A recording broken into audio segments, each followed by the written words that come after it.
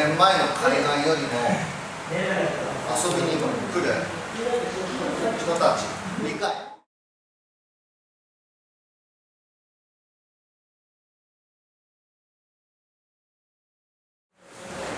これはもう喋んなくてもう出来上がってるのよね。全部道開けてください。お願いします。道開けてください。